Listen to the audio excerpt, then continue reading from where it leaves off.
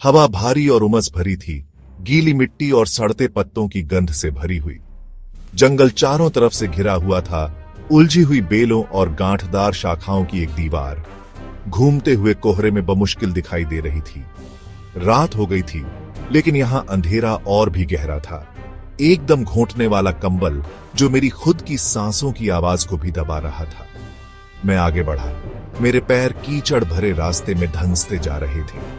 हर कदम एक कोशिश थी। मेरा शरीर थकावट और बेचैनी की बढ़ती भावना से भारी था। जंगल आवाजों से जीवंत था। अनदेखे जीवों की सरसराहट, हवा में लहराती शाखाओं की क्रेक और एक धीमी शोकाकुल फुसफुसाहट जो कोहरे से ही निकलती हुई प्रतीत हो रही थी। मैं कांप गया।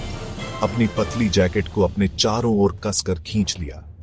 फुसफुसाहट तेज होती जा रही थी, मेरे चारों ओर कोहरे की तरह घूम रही थी। मैं कोई शब्द नहीं समझ पा रहा था, लेकिन लहजे ने मेरी रीढ़ की हड्डी में ठंडक भेज दी। यह चेतावनी की आवाज थी, उन रहस्यों की जिन्हें बिना छेड़े छोड़ देना ही बेहतर था। घूमते हुए कोहरे के बीच एक आकृति दिखाई दी, लंबी और भव्य, चांद की हल्की चमक के विपरीत उसका सिलहूट। घर एक छोटी सी ऊंचाई पर खड़ा था। इसकी खिड़कियां अंधेरी और खाली थीं, जैसे किसी शिकारी की चौकस निगाहें। दूर से भी इससे उपेक्षा और क्षय की आभा निकलती थी। एक स्पष्ट खतरा जिससे मेरी रीढ़ में कंपी दौड़ गई। जैसे जैसे मैं करीब आता गया, रास्ता साफ होता गया, काई से फिसलन भरे पत्थरों से बना हुआ। हवा ठंडी हो गई। सन्नाटा केवल मेरे अपने कदमों की आवाज से टूट रहा था, जो पत्थर पर गूंज रहे थे। जंगल की फुसफुसाहट फीकी पड़ने लगी। उसकी जगह एक भारी, प्रत्याशित सन्नाटा छा गया। सामने के दरवाजे तक जाने वाली सीढ़ियों के नीचे पहुंचकर मैं रुक गया। घर मुझ पर दबाव डालता हुआ प्रतीत हो रहा था। उसका सन्नाटा एक जीवंत उपस्थिति थी। हवा के एक अचानक झोंके ने कोहरे को हिला दिया। पल भर के लिए एक टूटी हुई खिड़की का शीशा दिखाई दिया, जिसके दांतेदार किनारे एक बुरी नजर की तरह चमक रहे थे। एक पल के लिए मैंने वापस मुड़ने पर विचार किया, उस दमनकारी सन्नाटे और बढ़ती हुई भयावहता से भागने का जो मुझे मकड़ी के जाले की तरह चिपकी हुई थी। लेकिन किसी चीज ने मुझे आगे की ओर खींचा, एक रुग्ण जिज्ञासा जिसने मेरे डर पर काबू पा लिया। गहरी सांस लेते हुए मैं सीढ़ियां चढ़ने लगा। मेरे वजन के नीचे लकड़ी अशुभ रूप से चरमरा गई और मैं इस भावना को दूर नहीं कर सका कि मुझे देखा जा रहा है। ऊपर पहुंचकर मैं फिर से झिझका। मेरा हाथ धूमिल पीतल के दरवाजे के घुंडी पर मंडरा रहा था। फिर घूमते हुए कोहरे के बीच मैंने उसे देखा। एक हल्की सी रोशनी घर के भीतर टिमटिमा रही थी। यह अन्यथा उजाड़ मोर्चे पर गर्मी और जीवन का एक बिंदु था, और इसने मुझे आगे की ओर इशारा किया। उद्देश्य की एक नई भावना के साथ मैंने दरवाजे के घुंडी को पकड़ा और घुमा दिया। दरवाजा चरमराकर खुल गया, जिससे एक गुफानुमा दालान दिखाई दिया जो छाया में डूबा हुआ था।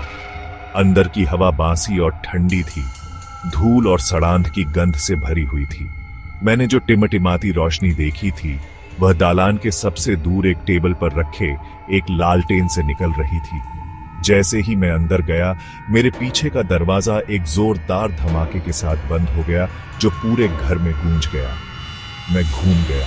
मेरा दिल मेरी छाती में धड़क रहा था, लेकिन मैं अकेला था। केवल हवा बाहर गरज रही थी, खिड़कियों को उनके फ्रेम में हिला रही थी। या था, जैसे ही मैं वहां खड़ा था, ध्यान से सुन रहा था, मुझे लगा कि मैंने इसे फिर से सुना। एक फीकी फुसफुसाहट हवा की आवाज के ऊपर बमुश्किल सुनाई दे रही थी। ऐसा लग रहा था कि यह सीढ़ियों के ऊपर से आ रही हो। एक ठंडी सांस जिससे मेरी रीढ़ में कंपी दौड़ गई। एक रुग्ण जिज्ञासा से आकर्षित होकर मैं सावधानी से चरमराती सीढ़ियों से ऊपर गया। हर कदम मेरे अंदर डर का एक झटका भेज रहा था। जैसे जैसे मैं ऊपर चढ़ता गया, फुसफुसाहट तेज होती गई। मेरे चारों ओर भूतियां उंगलियों की तरह घूमती रही। हवा ठंडी हो गई, अनदेखी निगाहों के भार से भारी। मैं सीढ़ियों के शीर्ष पर पहुंचा और खुद को बंद दरवाजों से घिरे एक संकरे दालान में पाया। नीचे लालटेन से टिमटिमाती रोशनी दमनकारी अंधेरे में प्रवेश करने के लिए बहुत कम थी, जिससे दीवारों पर लंबी विकृत परछाई नाच रही थीं और फड़फड़ा रही थीं। एक दरवाजा थोड़ा खुला था और मुझे उसकी ओर एक अकठनीय खिंचाव महसूस हुआ। हाथ बढ़ाकर मैंने उसे खोला और अंदर कदम रखा। कमरा छोटा और कम सामान वाला था। इसकी एकमात्र खिड़की पर तख्ते लगे हुए थे, जिससे जगह लगभग अभेद्य अंधेरे में डूब गई थी। कमरे के बीच में एक कुर्सी रखी थी, जो एक खाली दीवार के सामने थी।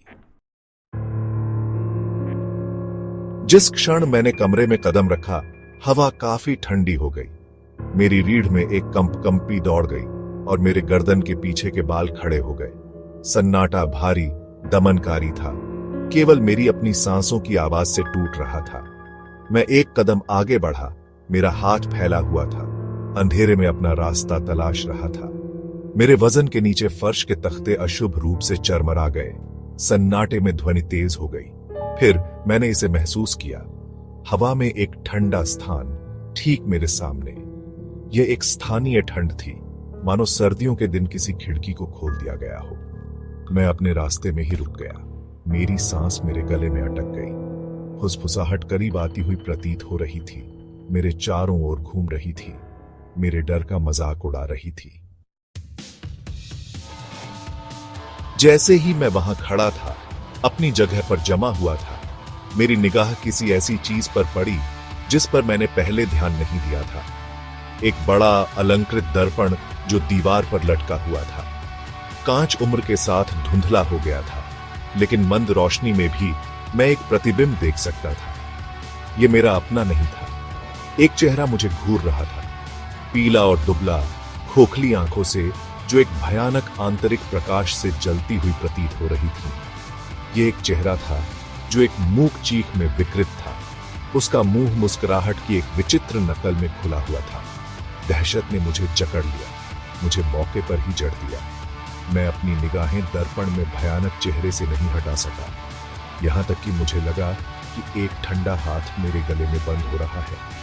फुसफुसाहट एक चरमोत्कर्ष पर पहुंच गई, मेरे कानों को भर दिया, अन्य सभी ध्वनियों को बाहर निकाल दिया। लालटेन की रोशनी एक आखिरी बार टिमटिमाई और बुझ गई, मुझे पूर्ण अंधेरे में डुबो दिया, और फिर सन्नाटा।